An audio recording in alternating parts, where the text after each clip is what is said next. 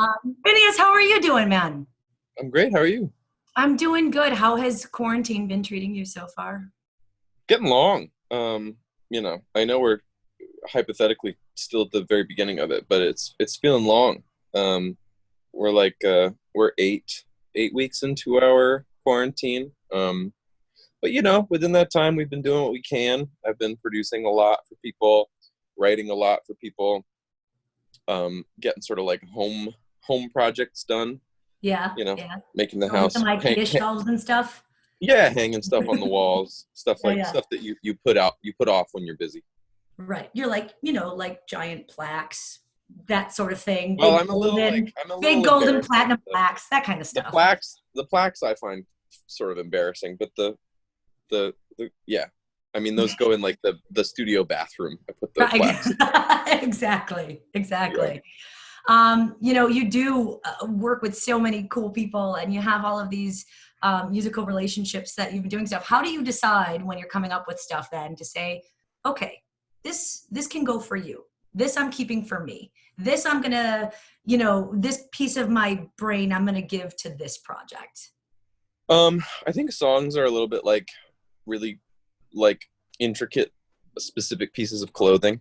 And I think one of the issues like online shopping is you see a great jacket that looks so good on the model it's on in the photo, Yeah. and you order it, and then you stand in the mirror and you're like, well, this doesn't look good on me. And I think songs are like that. I think sometimes I write a song and I think, well, I love wearing this and I feel really comfortable in this, and I'm gonna keep it. And then Yeah. sometimes I write a song and I think, you know what, Billy's gonna wear this way better. Yeah. Yeah. That is such a great analogy because you know what? Thanks. Zuba's pants are not for everybody. Everybody should No, not wear exactly. Zubas. In fact, nobody Exactly. should, but it doesn't seem to stop people. We're just going to go that way. So much of your work I've seen has those cool little moments of life interwoven in them, i.e., the dentist room or Sounds the right. Yeah. cracking of the knuckles. Now that you're not really able to go to the dentist or like have these experiences outside of your house, does that change like how you're inspired? Like, are there cereal bowls hitting the spoon hitting the cereal bowl now? And you're like, masterpiece, I got an idea. Or are you still kind of craving that outside inspiration? I haven't recorded a cereal bowl getting hit by a spoon yet, and now I should. I expect Um, credits in the liner notes. Thank you very yeah, much. that's a great sound sample. Yeah, I mean, to me, it's less about like I'm gonna go out and record, X sound wherever. I think it's more about like hearing a sound and thinking, oh my God, that's great, and then recording it. Like my girl has a sunglasses like plastic like acrylic case, Okay. and it sounds crazy. Like whenever she opens a drawer, it makes this like amazing sound, and like Okay. I'm just like, that's, I have to put that in a song. Yeah, right. But that's, I think it's more like that. I think it's less about you know like oh, I'm gonna go take a flight here and get this sound. It's more just like, oh, that's interesting. Yeah. Yeah. Random inspirations. A few weeks ago, we talked to your buddy Ash and we I love discussed, her. she's like sunshine in a ball and I can't handle it. I love her. Um, and we talked about how difficult it is to know somebody for a long time and then they win 5 Grammys and you don't know how to address them. Are they Lord? Are they Earl She Phineas? said this. Yes. Well, we joked together, and she settled on Lord Phineas the Fourth or something like that. It's so I mean, funny. do you prefer Lord or Duke or an I Earl told. I mean, of I some prefer. sort? I like Lord the best. Okay. All right. Duke is good too. I don't know what I'm the Duke of, but cool. Yeah. Um, yeah, I Yeah. mean, it's one of those funny things, right? Like, I think we measure. At least I do. I can't speak for anyone else. Like, I always looked at like Grammys as like these unattainable things. You know what I mean? Like, they're like, to use like a, if like it's a book or whatever, like it's like buried treasure or something where you're like, maybe you'll find some. Yeah. And I grew up going to the Grammy Museum in Los Angeles because they had like classes for really young kids, like in various different fields. They would have people come give lectures and stuff. And, you know, they have like a couple Grammys in like glass cases at the Grammy Museum. And, you know, you just always are like, wow, that's as close as I'll ever get to one, you know? Mm-hmm. Yeah, I mean, the whole thing feels like a bizarre, you know, like I think a lot of 2020 has felt like a very strange timeline to be living in, you know? We're like, wow, this is the virus timeline with the murder hornets and the Kawasaki syndrome and the reality show president and the, like, there's just a lot of things that feel like this is the It's a Wonderful Life where he was never born. Right, exactly. Exactly. And I think the Grammys in a weird way feel like that. Like the Grammys also feel like the weird timeline of like, wow, this, like, yeah, I mean, I think, you know, we feel very grateful, but it's very hard to make sense of it. And I don't feel any different because of it, other than just sort of like, wow, that's so weird. Yeah, right. Well, and your new title of Duke, which is important as well. Well, Duke is cool, yeah. Yeah, I feel good about the Dukeness.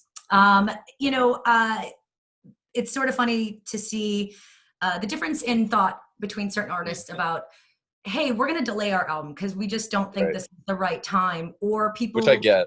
Yes, which I totally get. I can see either side. Or people become more prolific now because they do have the time and space to create. A busy touring schedule doesn't necessarily allow. Which sort of which side of the spectrum do you find yourself falling on? Well, I land in both. I was excited to, at the beginning of this year, put out an album at the end of this year, like a fourth quarter album, and maybe, but the first single that I wanted to put out just was not right in the period of time that we're in. I just was like, this, the way that I'm feeling in this song is so clearly like from before this all transpired that this isn't what I want to come out right now. I still love the song. It'll still be meaningful to me for the next several years, but it's just like, it just feels like at odds with the current climate. Yeah. So I'm in that sense of like, you know, delayed on a couple things. That being said, I've been very prolific in this period and like written a couple songs that probably will come out pretty soon during this. So yeah, I fall in both ends of the spectrum. I think it's about your content, right? It's like, if you write a song and it's perfectly reflective of the current state of things, like, go for it. And if you write a song that you're like, well, I like this song, but it's going to be lost on people right now, you know? Yeah, right. It's a weird sense of trying to get the timing right. And, you know, being at home more lends to levels of snacking that I have not achieved previously in my life. I just leave empty jars of peanut butter in my wake, no matter where I go in my house. I'm like that kid in, what was that Alien movie with Mel Gibson, how she always had the glasses of water everywhere? That's me, but with peanut butter jars. Signs, right? Signs, yes. I'm like that girl, but with peanut butter jars. Do you have... Maybe does but in this case, peanut butter would have to save you from COVID, because that's what in the movie they're like allergic to water, right? So in this fantasy, like, someone would be like, studies show that the more peanut butter one has in open air in one's home, the less COVID is able to infiltrate. Exactly. That would be a dream scenario for me, because then I could just hang jars all over my house and nobody could say anything about it, because I could just dip a spoon in whenever I was feeling I remember growing up and just like peanut butter on a spoon out of a jar with my dad. Totally. So that's been my sort of quarantine snack. Have you found yourself with any weird like snacks or habits that you're like, ooh, this is new. This has only come about from staying home for 6 weeks by myself. This isn't so like, you know, unique to me, but it's a good timeline. I order, you know, there's Girl Scout cookies, and they're like also the same Girl Scout cookies, but like vegan. Yes. Like, they're called like Smart cookies. Yes. But they're made by Girl Scout. Like, they're identical cookies. They just, you know, make them vegan. And I love Girl Scout cookies. And at some point pre-quarantine, like I want to say like March 3rd or something, I was like, I'm going to order every box of Girl Scout. Like, I'm going to order each type online. Because, you know, like I was like, I don't have the time today to like go looking for a troop standing outside of like a Ralph's or something. Right. So I was like, I'm just going to order them online. And, you know, it takes like a week and a half or something to get to you. And then I went on tour and I was like, just to my girl, I was like, just bring me like a box when you come visit me on tour. And then our tour got canceled and we like came home, and a week and a half into quarantine or something, like late March, I was like sitting there and I watched like a comedy special and they said something about Girl Scout cookies. And I was like, I wonder when those Girl Scout cookies are going to come. And my girlfriend was like, oh my God, a box came while you were away, and I didn't like put two and two together, and we like went to our door and they were like at our door, like sitting like inside of our house just by the door, because you know how like there's like the school of thought that you should leave packages like untouched for 2 days, whatever. Yes. Anyway, and so we'd done that accidentally, and I had suddenly gorged myself on every type of Girl Scout cookie concurrently, which was so good. And I've ordered all of them. I've re-upped. And I sent an email to like whatever their customer service was like a couple days ago. It was like, hey, I ordered like a bunch of Girl Scout cookies a month ago. I was just making sure my order went through. And I got this very like pissy email back. It was like, we're in the middle of a crisis.